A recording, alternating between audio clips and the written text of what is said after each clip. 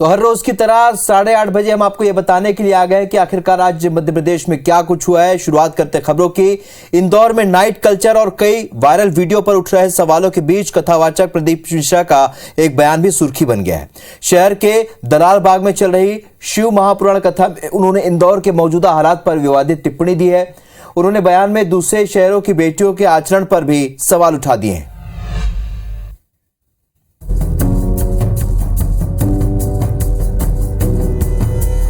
अपने शहर का दाग भी अच्छा लगता है और जिसे कभी देखा ना हो वो भला दागदार सा क्यों लगता है।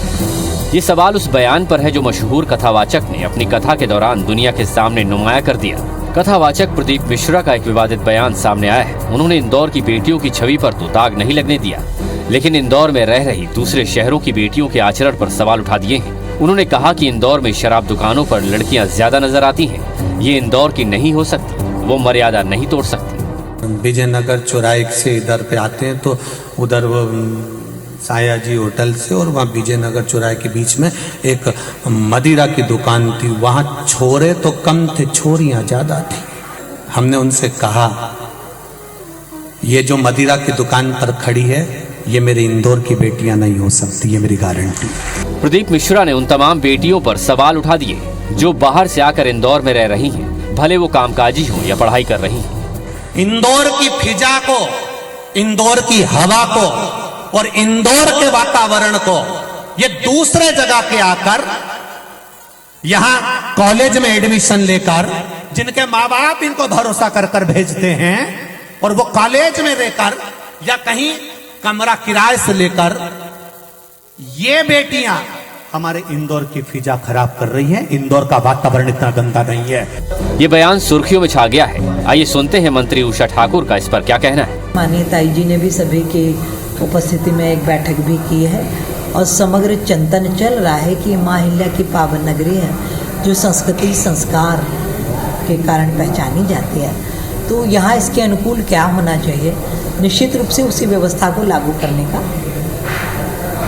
मन बनाएंगे और उसका क्रियान्वयन भी कराएंगे। प्रदीप मिश्रा के विवादित बयान पर आम लोगों की प्रतिक्रिया भी सुन लेते हैं। कि जेंट्स अगर शराब पीता है तो वो भी नुकसान है। वो घर पे जाके कहीं बीवी को मारता है, कहीं बच्चे दुखी हैं, रोड पे पड़ा रहता है कहीं पर भी, वो भी तो सिस्टम खराब कर रहा है। तो अगर नियम लागू होता है तो दोनों के लिए बराबर लागू हो।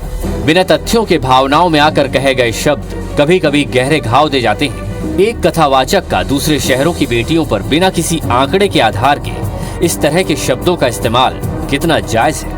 शालिनी हार्डिया के साथ रवि हेमराज सिसोदिया, IBC 24 इंदौर। बात इस खबर के दूसरे पहलू की करते हैं, यानी अपराध के आंकड़े। ये कहते हैं कि मध्य प्रदेश में हर दिन हर घंटे कोई ना कोई बेटी किसी न किसी तरह के जुर्म का शिकार होती है, लेकिन कभी कभी कोई घिनौना जुर्म ऐसा घाव दे जाता है कि जिंदगी जहन्नुम बन जाती है। ऐसा ही कुछ टीकमगढ़ की एक गली में भी हुआ है। फिर घिनौने जुर्म से घायल हुई बेटी की आवाज बन गया सरोकारों की पत्रकारिता करने वाला चैनल IBC 24।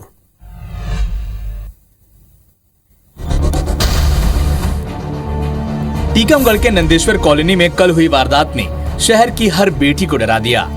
दरअसल कल जो CCTV फुटेज सामने आया था उसमें बाइक सवार एक आरोपी ने एक 10वीं कक्षा के नाबालिग के साथ सुनसान गली में छेड़छाड़ करता दिखा। और इस पूरे CCTV फुटेज को देखकर जो सबके जहन में खटका वो ये कि पहले तो ये एक नाबालिग की अस्मिता से खिलवाड़ कर रहा है और दूसरे उसके तेवर ये बता रहे हैं कि उसे कानून का कोई डर नहीं है। लिहाजा IBC 24 इस बेटी की लाज की खातिर इन तंग गलियों में अकेली गुजरने वाली बेटियों की निडरता की खातिर एक मुहिम छेड़ दी।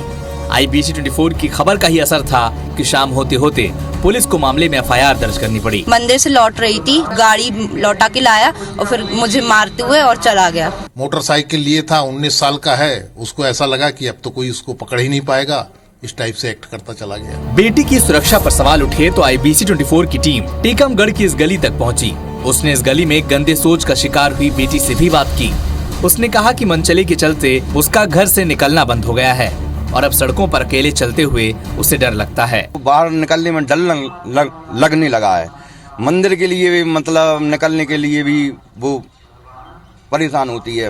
वो तो हमारी बेटी के साथ हुआ और दूसरी भाभी के साथ हुआ, तो ये बात ज्यादा आ गई है आगे। तो हम लोग सोचते हैं कि सीसीटीवी वो कैमरा लगाया जाए। डर तो सबको बना ही रहता है घर से निकलने को लेडीज के लिए। तुम लोगों को डर लगता है कि ऐसा ना हो कि कोई पीछा करे या फिर कोई मतलब ऐसी हरकत कर दे। IBC 24 की मुहिम के बाद पुलिस ने मामले में जल्द ही आरोपी को गिरफ्तार कर लिया।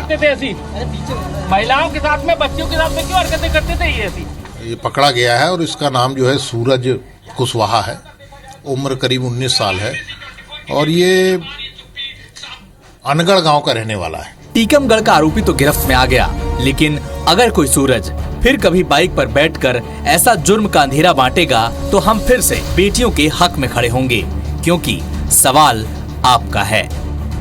टीकमगढ़ की इन्हीं सकरी गलियों में घटिया सोच के सूरज कुशवाहा ने अपनी अश्लील हरकत को अंजाम दिया था, जिसकी वीडियो फुटेज IBC 24 ने प्रमुखता से दिखाई। नतीजा ये हुआ कि सूरज कुशवाहा को पुलिस ने गिरफ्तार करके सलाखों के पीछे पहुंचा दिया है। लेकिन इस बीच सबसे बड़ा सवाल यही है कि इस तरह की घटिया सोच करने की उसकी हिम्मत कैसे हुई। कैमरामैन लोकेंद्र पाल और शैलेंद्र द्विवेदी के साथ नासिर गौरी, IBC 24 टीकमगढ़। रुक करते एक पॉलिटिकल खबर की। दिग्विजय सिंह के एक बयान ने मध्य प्रदेश की राजनीतिक तपिश बढ़ा दी है। दिग्विजय सिंह ने कहा है कि वो 42 साल से कमलनाथ के राइट साइड में है। इस बयान के राजनीतिक मायने निकाले जा रहे हैं। कांग्रेस को उम्मीद है कि जिस तरह 2018 के चुनाव में दिग्विजय सिंह और कमलनाथ ने कमाल किया था, ठीक वही कहानी 2023 के चुनाव में भी कांग्रेस दोहराएगी। ये रिपोर्ट देखिए। मैं हमेशा इनकी राइट साइड पे रहा हूँ पिछले 42 साल से। आप लोग गलत फहमी मत रहना। लेफ्ट साइड में बाकी लोग जाते। एक प्रेस कॉन्फ्रेंस दिग्विजय सिंह और मैं करेंगे अलग से। ऐसे वक्त में जब राहुल गांधी की भारत जोड़ो यात्रा को लेकर मध्य प्रदेश में राजनीतिक पारा चढ़ा हुआ है, बयानों की बाढ़ आई हुई है, तब दिग्विजय सिंह का ये कहना कि मैं हमेशा से ही कमलनाथ के राइट साइड रहा हूँ।